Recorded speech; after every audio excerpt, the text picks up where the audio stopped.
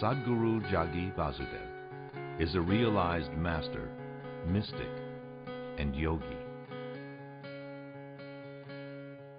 He has shown the way for people to attain to their natural joy and to live life with experience from one's own inner nature.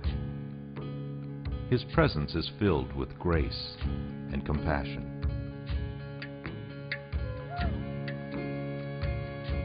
Sadhguru's scientific approach towards spirituality and work towards the upliftment of humanity have received accolades worldwide.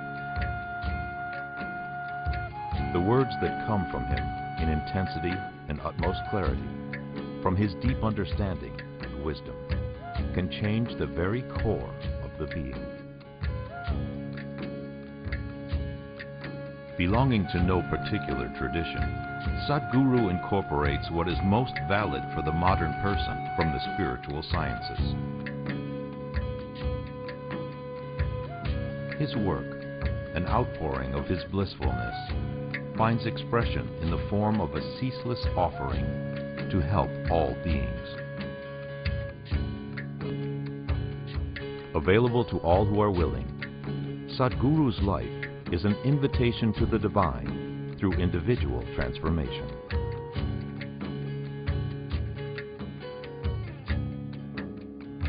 Welcome to the silent revolution of self-realization.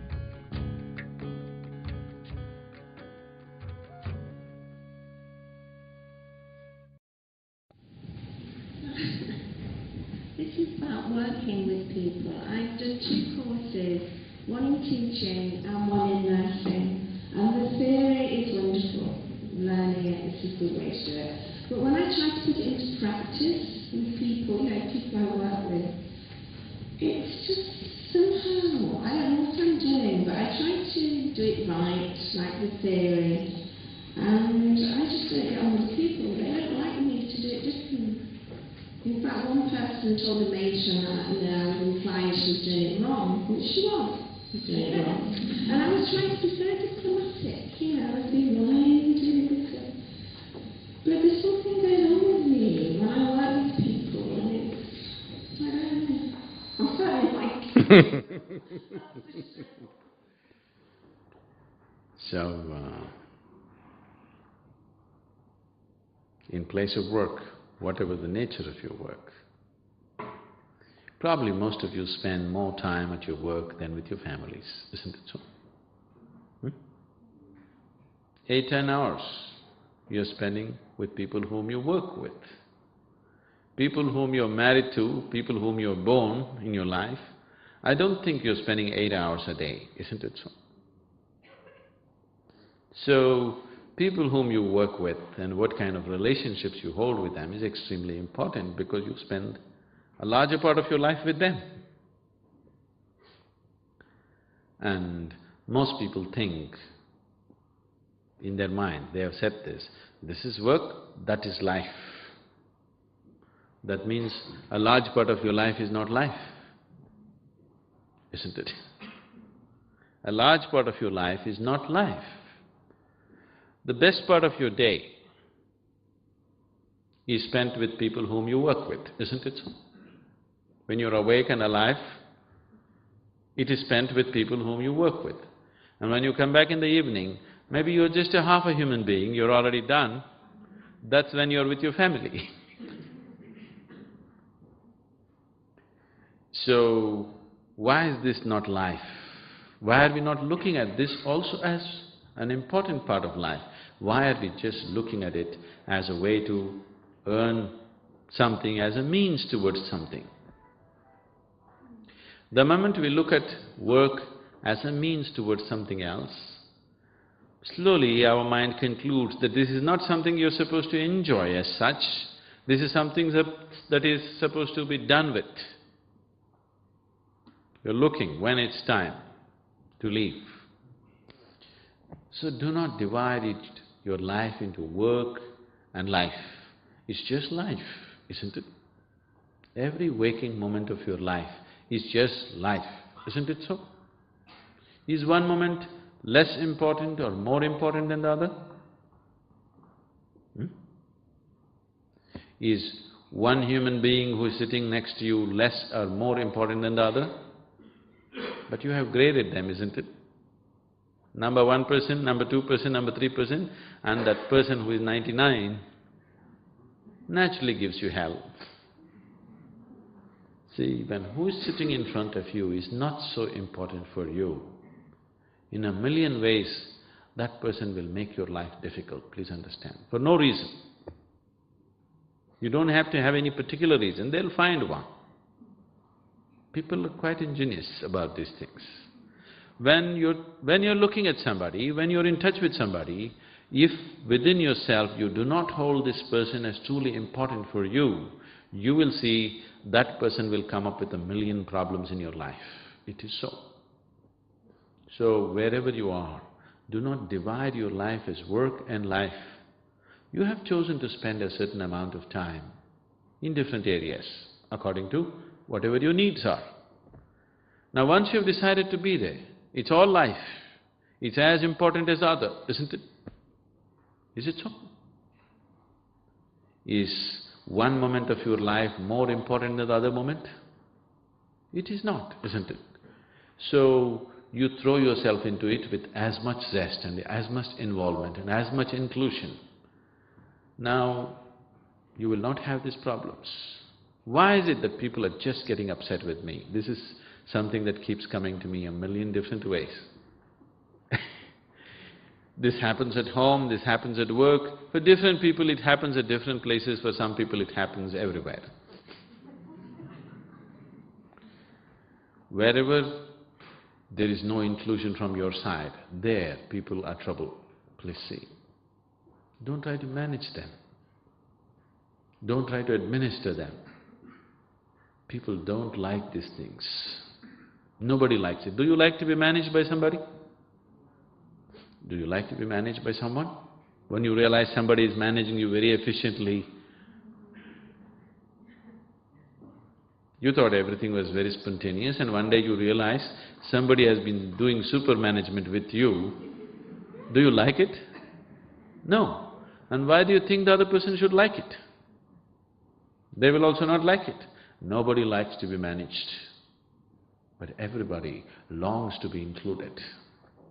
Inclusion does not mean you have to go and hug everybody on the street. It's just the way you are. It's just the way you are, that's all. So if your relationships, either at home or work, I don't want to make the distinction, if they have to be good, you don't look at other people. Just see how to make yourself like a flower so that nobody can dislike this. And is it not what you're seeking to in your life? To become pleasant? What is your seeking? You want to live in pleasant atmospheres. That's what a relationship is. And do you want to be pleasant within yourself? In body, in mind, in emotion, in energy, do you want to know pleasantness or unpleasantness? You make these 4 dimensions of you pleasant. Your body should be pleasant, your mind should be pleasant, your emotion should be pleasant, your energy should be pleasant. If it is so, you will see relationship is no problem wherever you go. If I get into a taxi, 10-minute ride, by the time I get off, that man will be sharing his whole life with me. Because he sees that inclusion in just the way you approach him. You don't treat him as just another person that you use to get somewhere. You treat him as just yourself. You treat him as how you would treat the dearest one in your life. Why not? What's your problem? Because you're seeking a relationship to make your life pleasant. Do you want it to be pleasant just those 2 hours that you spend with somebody? Or do you want it to be pleasant wherever you are? Should your life be pleasant every moment of your life? Or should be just pleasant only when you spend the 2 hours with somebody that you love? How should it be? Should be pleasant always? Then you must spend time in your life only with people whom you love.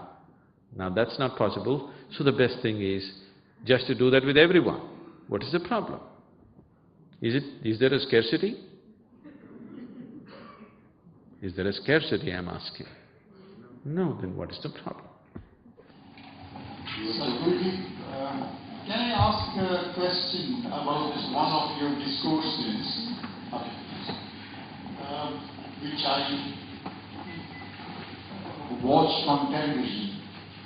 It's about Shiva. And you said Shiva is self-created, Sadhguru. Can you kindly elaborate on that, please? The word Shiva literally means that which is not. That which is not created. So nobody can create it, because it is not. If it is, maybe somebody created it. It is not, so who can create it? That which is not is self-created, isn't it? That sounds funny, doesn't make any sense. Today, modern science, this is nothingness. Nothing means, probably you would understand it better if you put a hyphen between no and thing. It's a no thing. It is not physical. It's a dimension beyond physical. Today, modern science, the 21st century description of vacuum states is that in a vacuum state where there is supposed to be nothing, there is a constant eruption of particles and destruction of particles. Creation and destruction are happening at the same time in vacuum state. All these years we believed that vacuum means it's total nothingness, nothing happens there. But now we know vacuum state is phenomenally dynamic. Creation and destruction is happening at the same time. Modern science is saying this today. This is what we said thousands of years ago. Shiva means that which is not. That means nothing or no thing. And we are saying he is the very basis of creation, and he is the void of destruction.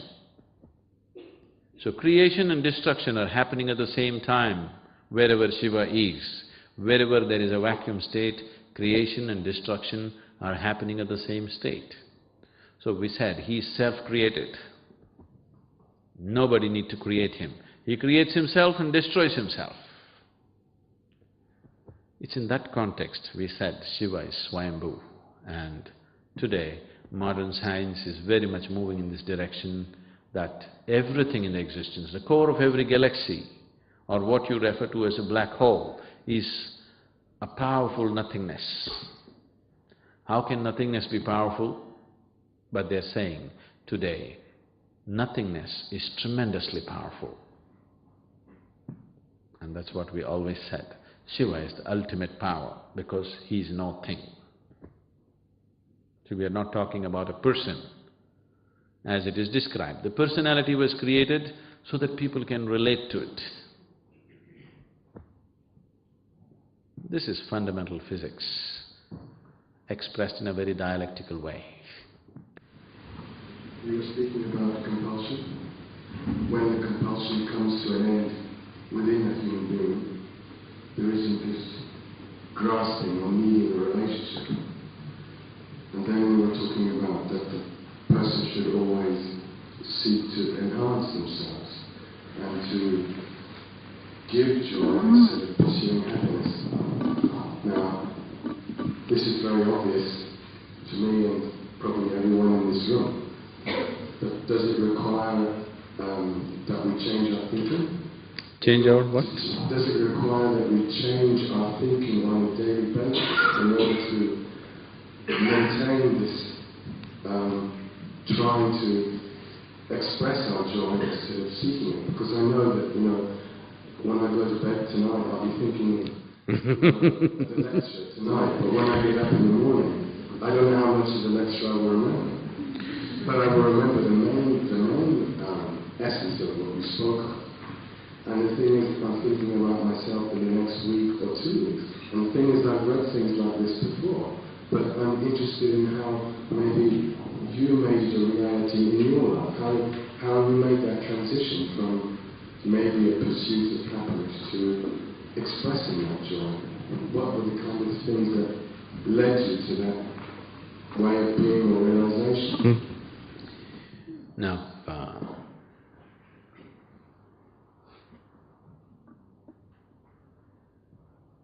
thought. Thought always has to be logical, isn't it? Maybe somebody else thinks your thought has no logic, but as far as you're concerned, you're thinking and speaking logically, isn't it so? Isn't it so? Somebody else thinks you have no logical sense, but as far as you're concerned, you are logical. Because thought can exist only with logic, and logic can happen only if there are two. Logic is a process of dividing everything, isn't it? Isn't it so? If you use logical means to approach anything, the only way it'll try to know anything is to divide it, to dissect it. That's the way logic can know anything. Thought has become very, very important in today's world. Your thought, whatever the nature of your thought, is functioning only from the data that has already been fed into you, isn't it so? Yes? This machine is functioning only from the data that has been fed into you. So it's a limited data. Can you make an effort to become more intelligent than the way you are right now? Can you? Those people who are trying to be really smart, you always experience them as the most idiotic ones. Isn't it so? Those people who are desperately trying to be smart, do they seem smart to you or idiotic to you? They're just making fools of themselves most of the time, isn't it? So you cannot make yourself more intelligent than you are. So can you make yourself more loving than the way you are? You try desperately, and when you try it, people go further and further away from you because you cannot do that either. So can you make yourself physically more capable than the way you are? Yes, with training you can do these things, but right now I'm saying, you cannot, isn't it? So trying to make yourself more than what you are right now is not enhancement, it's a desperation, and it never works. So when I said enhancement, I did not talk about this, and now you said, today, yes, today I will sleep, or you won't sleep because of the lecture, oh. If it runs too strongly in your head, you won't sleep well, isn't it? You should not listen to my lecture.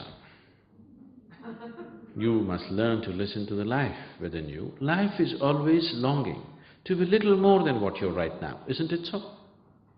Is it so? Wherever you are in your life, there is something within you which is longing to be little more than what you're right now. Is that so? Is it seeking enhancement or no? So you have to listen to this one, not to me. If you listen to me, you'll have stories in your head and it won't let you sleep tonight. And as you said, tomorrow morning you'll forget it. Or maybe it'll run for 3 more days and then it'll wear out. But the life within you, non-stop, it is constantly striving to be little more than what you're right now. Is it seeking enhancement? Always, isn't it? If you listen to it, you would naturally enhance. But your problem is, you are not life right now.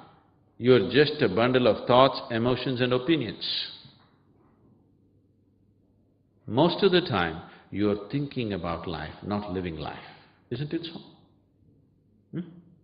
Most of the time, you're only thinking about life, not living life. What can you think about life? Whatever you think about life need not have anything to do with life. Right now here, these 200 and odd people who are sitting here, these 200 people are not in one world, they're in 200 different worlds, isn't it so? If they're in 200 different worlds, does it mean to say that they're in reality or they're in some kind of a lie? What do you think? Are there really 200 different worlds? No. You have invented your own. And all your suffering comes from that, from your invention, not from the reality. Please see. What is the kind of suffering that you know? Mental and emotional, maybe sometimes physical. Yes? But basically most human beings are going through mental suffering, isn't it? What happens in your mind? Is it your creation? No? No? What is this? I did it? Huh?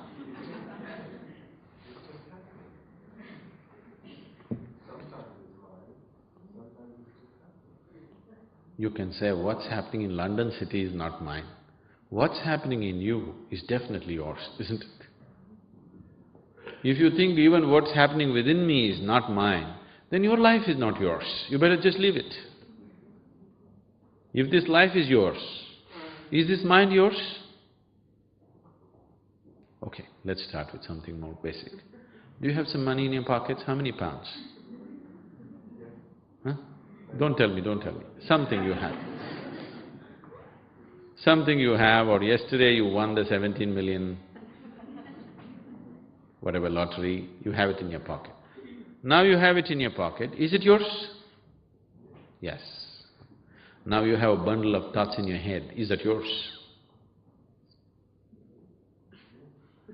Yes. So if these thoughts are becoming unpleasant and causing suffering to you, is that yours? Yes, isn't it? So this is just like saying, if I have money in my pocket, it's mine. If I have credit vouchers, it's not mine. Life doesn't work like that, isn't it? So, what is happening in your mind is your creation, isn't it so? World around you is just giving you information. What you do with this damn information is definitely yours, isn't it so? Yes or no? World is just throwing all kinds of information into you. The world is throwing pleasant information into you, unpleasant information into you, everything that's happening is just throwing it into you. What you do with it is definitely yours, isn't it? So when the activity of the mind is yours, the suffering that the mind generates is definitely your making, isn't it so? Would you generate unpleasantness and suffering for yourself if only your mind was taking instructions from you? Would you? No. That means your mind is out of control. If you say if you have an out-of-control mind, you know what it is called? I don't want to call you names. But just understand this, any instrument in our life is useful to us only if it takes instructions from us, isn't it? Right now this microphone, this public address system, very useful to me because it's amplifying whatever I speak. Suppose it starts saying its own things, I better not be here. Yes? And this is what has happened to your mind. It is not doing what you want it to do, it is doing its own damn things. How can you enhance life when the fundamentals of your life are not taking instructions from you? It is like you're driving your car, you want to go here, but it goes there. Is it safe to sit in this car? Is it a useful instrument or is it a nuisance? Not nuisance, it's death.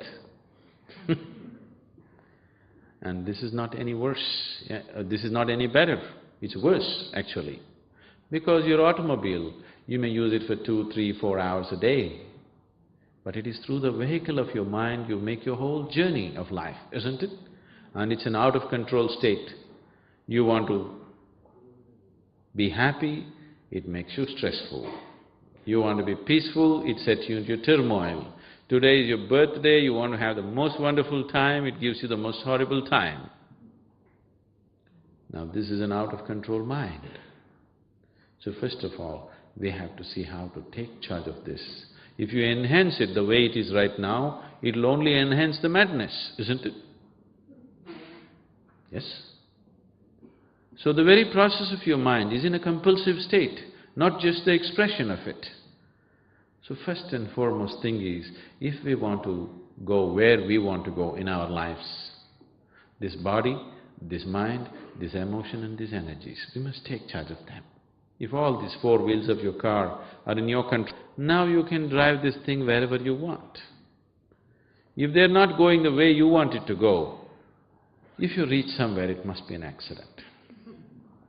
And when you live so accidentally, when you exist here as an accident, you are a potential calamity, isn't it? It is not with relationships that people are unhappy.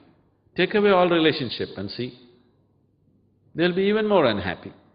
So you can't be without people, you can't be with people. This is a problem, isn't it? Isn't it so? You can't be with anybody, but you can't be without anybody. This is a hopeless state. You can be alone and joyful, no problem, wonderful. Or you can be joyfully be with people, wonderful. You can't be this way, you can't be that way, where to send you? Where to send you? You mentioned the four dimensions, well, there are four beings for human beings: the body, mind, emotions, and energy. What, in your opinion, is the impact of karma on the unique dimensions that we have as human beings when we come to each life? Is there any impact of karma on where we're placed in life and how we can use these? Karma? Is everybody familiar with these terms? Huh? No? Okay. The word karma, Natalie, you need to vacate the chair. Please vacate the chair.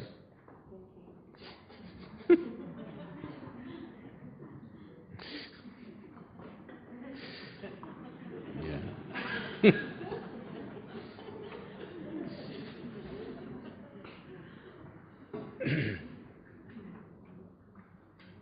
See, bad relationships happen because you don't know what the other person's need is.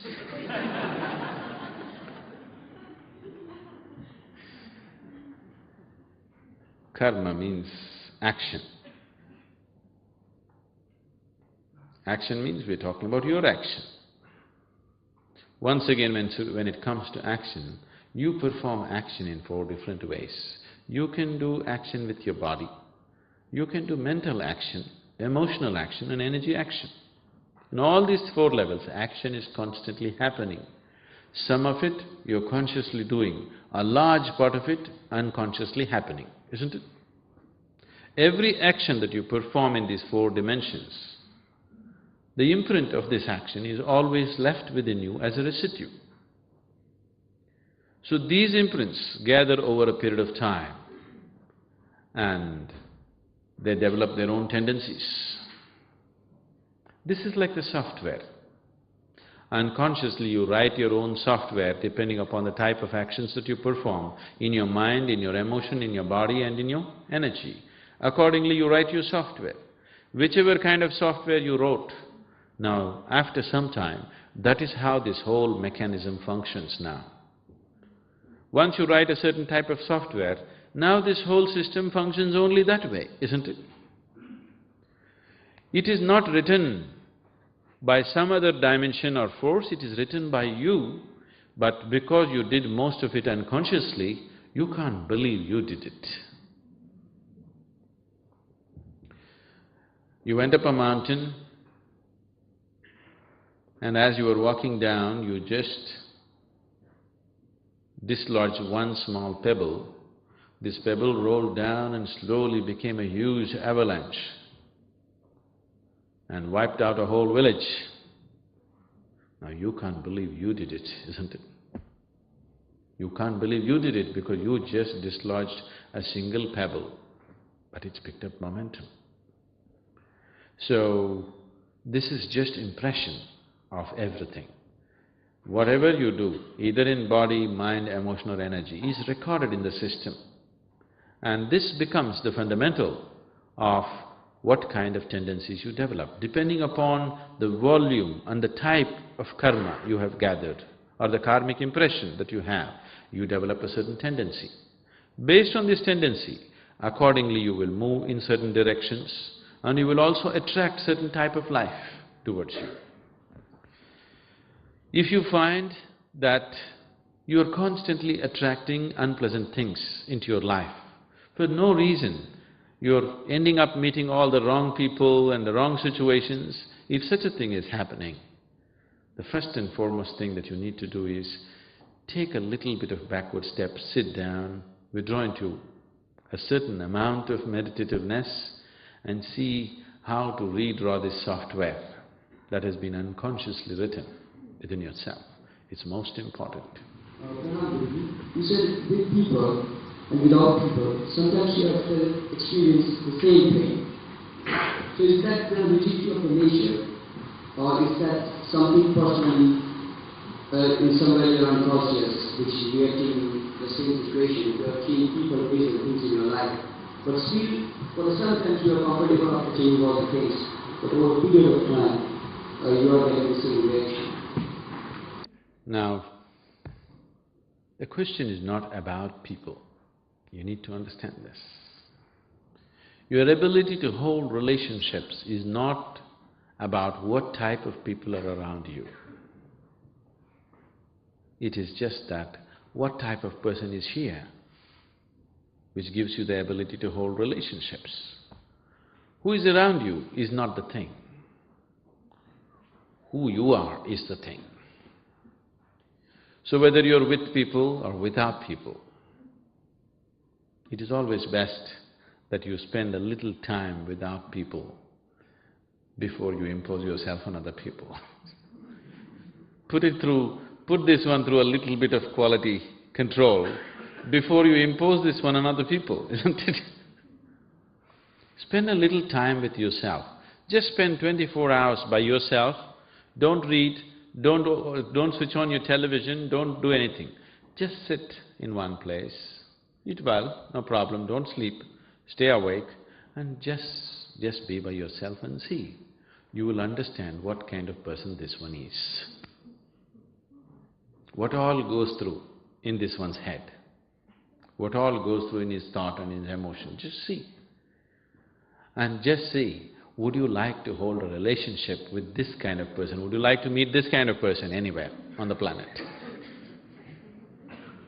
If you feel this is a wonderful one, this is the kind of person I want to meet, then you go out, anyway you will have wonderful relationships.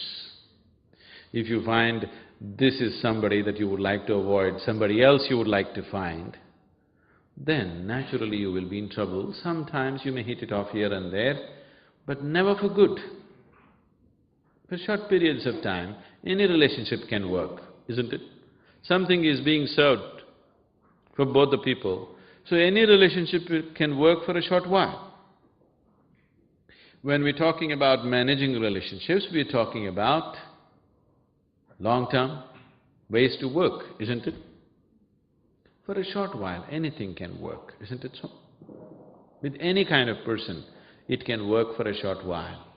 But are you able to manage this for a long time? So, this is a simple thing you can do with yourself. Just spend 24 hours. Simply sit and see what kind of person this one is, what kind of mind, what kind of emotions he has. And see if you would like to form a relationship with this person. If not, we need to do something about this one, isn't it? Before doing something about this one, please do not impose this on other people. So if you spend 24 hours with yourself and you don't like what you see, how do you transform that? So that's good, we've already taken the first step.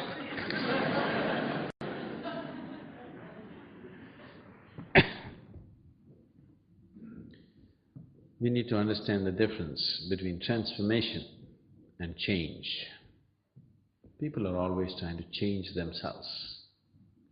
Change means, now this is like this, if I make it like this is a change. If I make it like that, that's a change. If I make it like this is another kind of change. The essential quality will never change.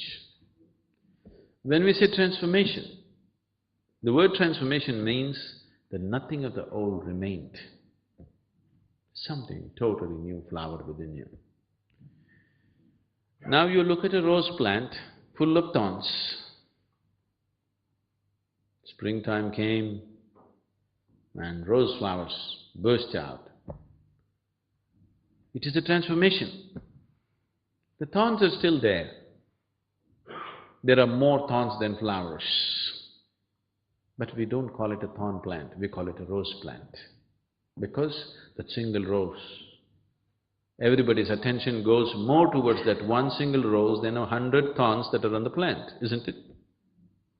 So, all the thorns in you, maybe you cannot remove right now. But if one rose flower blossoms, all that, no, everybody is willing to overlook those things, isn't it? Yes? So you don't have to iron yourself out and straighten yourself out as somebody thinks it is the right way to be. No. If you can just make yourself into a very joyful being, whatever other nonsense and quirkiness and kinkiness you have, people are willing to take it. Yes or no? If one flower blossoms, people are willing to forget all the thorns in you. Now you start plucking the thorns, it's an endless process. It's not going to happen. So setting yourself right does not mean plucking off all the thorns and straightening yourself out. And those people who have strived to straighten themselves out, they become so straight, nobody wants to be with them. Have you seen this? Somebody who's all correct, do you want to be with that person? Horror, isn't it? So this is not about becoming all correct. If something in you blossoms, people are willing to overlook all the thorns that are there in you. It doesn't matter anymore.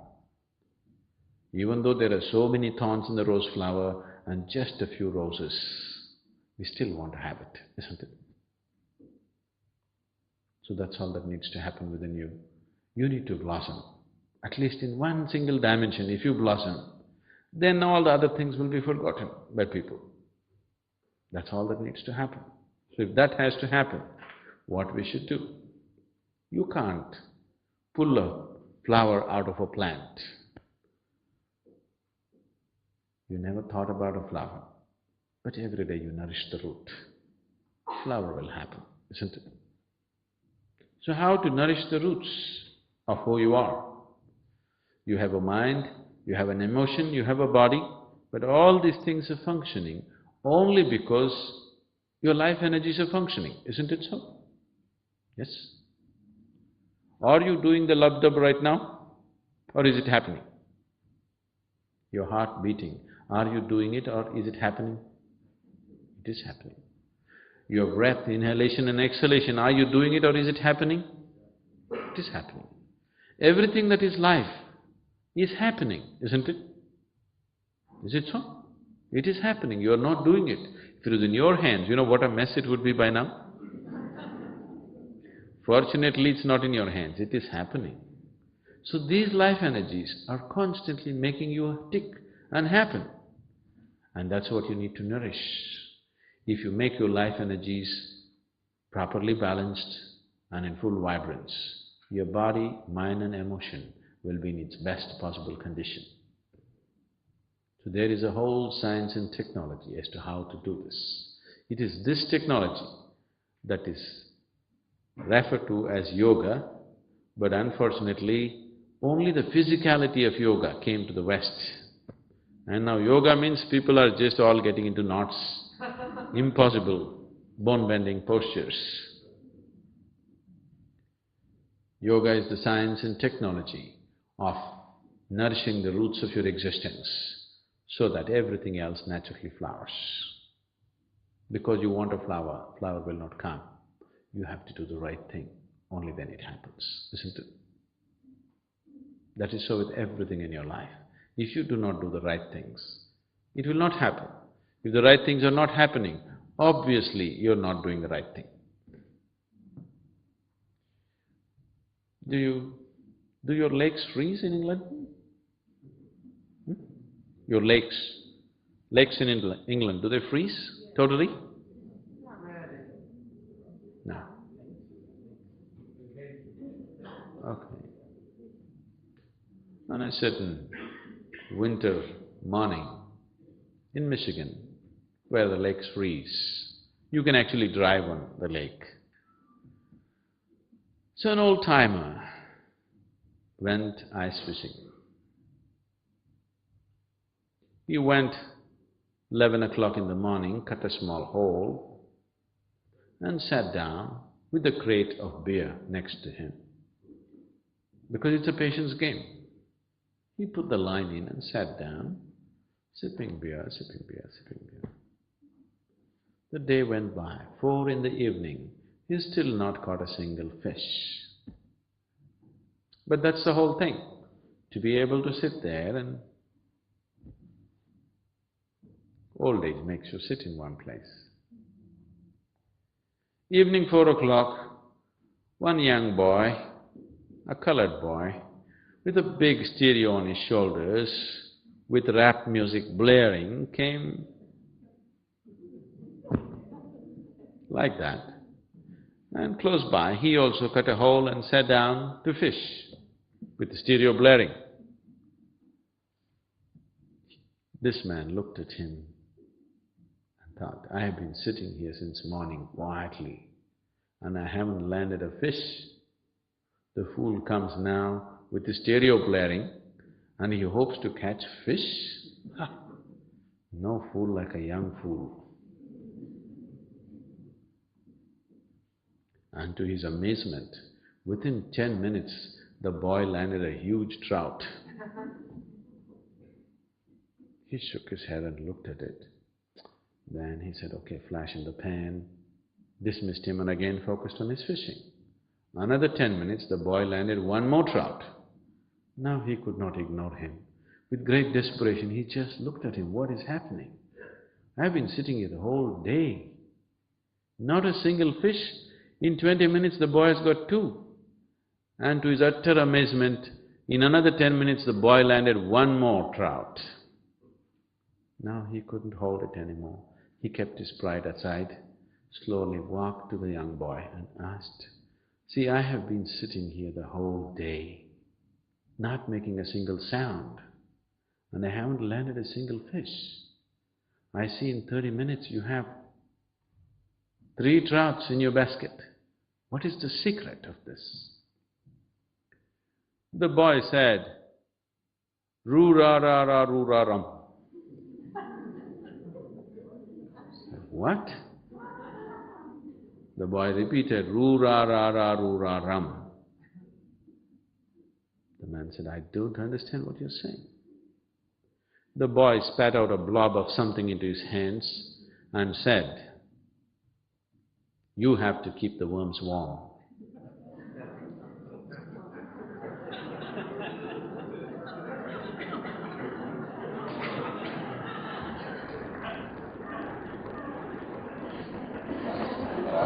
It doesn't work.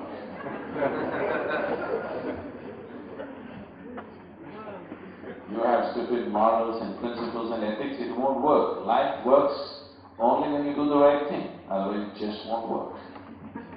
In every aspect of life, it is true, and so it is true in relationships. How does it impact on people that there is just no pleasing everybody? So from now on, I live for myself, I please myself. Does this a selfish thought to go on, or can it be justified in some way? And another question, being a Hindu and growing up with it, I'm often asked what is Hinduism?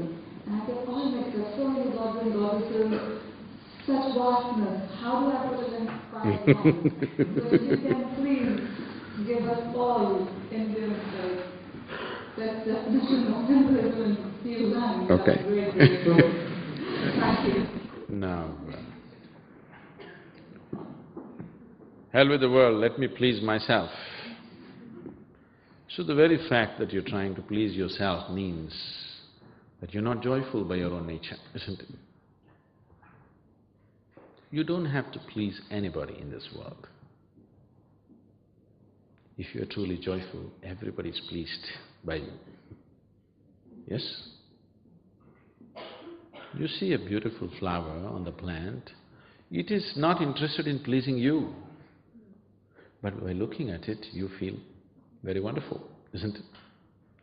Sun is setting and there is a wonderful color in the sky. You think the sky is trying to please you? It is just the way it is, and you are pleased by looking at it. If something has become beautiful, it is not trying to make you happy, but you anyway become happy, isn't it? You have to make yourself like that. You don't have to please anybody. This is not for somebody else's sake. Tell me, how do you want your life to be, pleasant or unpleasant? You become pleasant, not for somebody else's sake. In body, if you become pleasant, we call this health and pleasure. In mind, if you become pleasant, we call this peace and joyfulness. In emotion, if you become pleasant, we call this love and compassion. In your energies, if you become pleasant, we call this blissfulness and ecstasy. Is this what you want? No? What is it? You don't want pleasantness?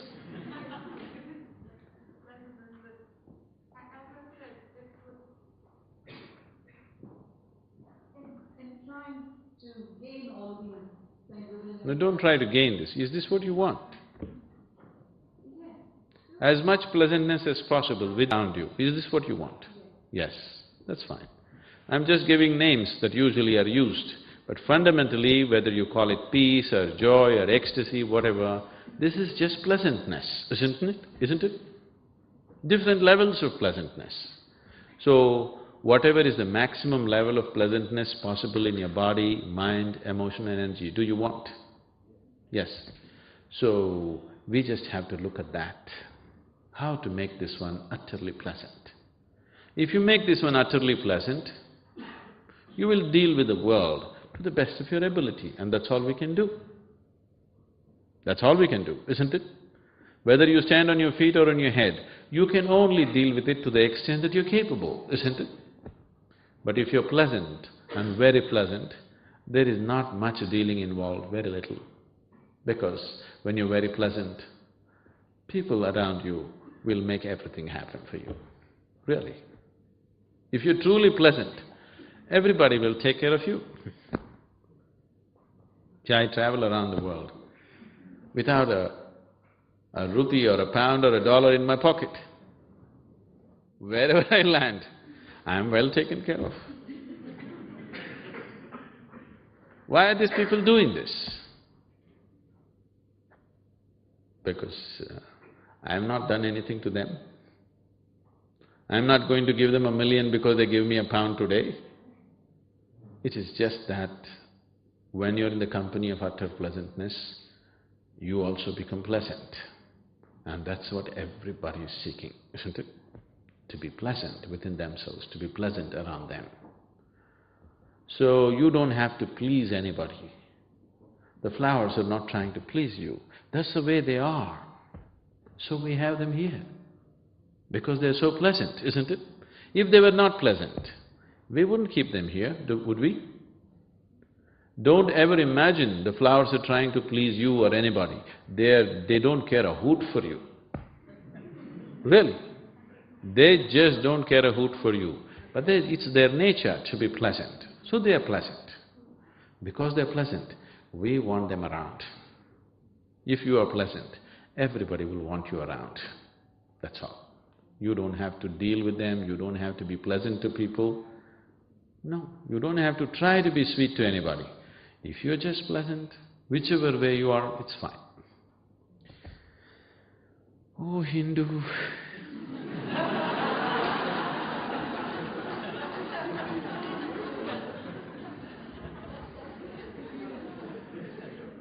The word Hindu, where does it come from? It comes from the word Sindhu. Sindhu is a river.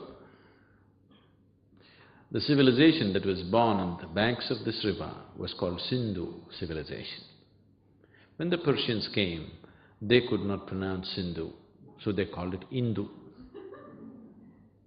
So it became Indu. Over a period of time, I don't know who did it, they made it Hindu.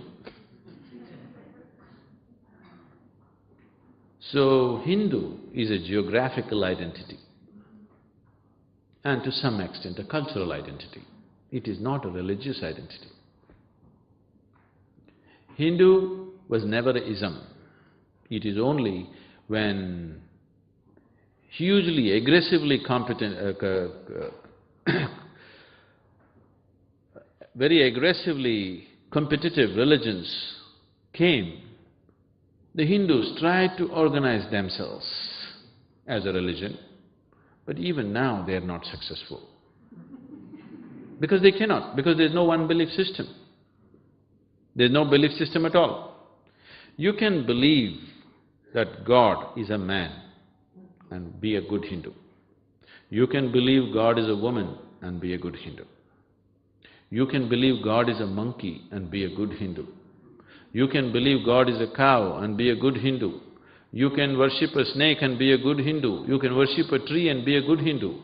And you don't worship anything and still you can be a good Hindu because it's a geographical and cultural identity. It is not based on any particular belief system. This culture, which grew in this particular part of the land, of the planet, over a period of time, focused their whole attention on the ultimate development or the ultimate well-being of the human being. The immediate well-being was not too important for them. The ultimate well-being became the most important for them. Generally, it is said these days you've forgotten being in UK and the Indians have further forgotten more than the people in UK. Hindu means in your life there's only one goal, mukti. Mukti means liberation. The ultimate liberation is the only goal that a Hindu has. For him, his business, his career, his family are all secondary things, only stepping stones towards his ultimate liberation. Everything is secondary. His relationships are not important for him. For him, the only thing is liberation. Even God is just one more device for him to attain to his ultimate liberation. Nobody else looks at it this way. Generally, in every religion, God is the ultimate goal. This is a culture where we do not see God as the ultimate thing because we understand we created him. And we can create any number that we want, any kind we want. We learn this whole art and science of consecration that we can make a rock into divine. If you eat an apple, or let's use an animal, let's say you ate chicken in the afternoon. In one afternoon, the chicken is becoming a human being, isn't it? According to Darwin's theory of evolution, from a chicken to a human being, we don't know how many million years. But in a single afternoon, you're transforming a chicken into a human being, aren't you, in your body? So this is called as digestion. This process is called digestion, where one thing is transformed into another. Or if you go further backwards, if you take manure, filth, and put it at the root of the plant, maybe in a month's time it becomes a sweet apple. It's just a lump of shit that is hanging there, but so sweet and wonderful, isn't it? It's the same thing, isn't it so? This is called cultivation or agriculture, where you're converting one thing into another. This is called as digestion. Similarly, you can convert a stone into divine. This is called as consecration. Because this science was explored in a huge way and people learned how to create a very intense forms of energy which is way beyond where a human being is right now. Today, science is proving to you everything is same energy. So what is the difference? Between a rock and you, what is the difference? Different level of intensity and function, isn't it? So this same energy, and religions have always been saying God is everywhere. So if God is everywhere, this is also God, this is also God, but is it the same thing? It is not the same thing in your experience, isn't it? It is not the same thing in its function. So what is in its ultimate function and ultimate possibility, you call it as God, but the same energy. What is in its lowest function, maybe you will call it a rock or something else. So to transform this one into that ultimate possibility is the science of consecration. Because this science was explored, they started manifesting the divine in 1,000,000 different ways, whichever way they liked. In how many ways it's been done, if you look at it, it's just absolutely incredible.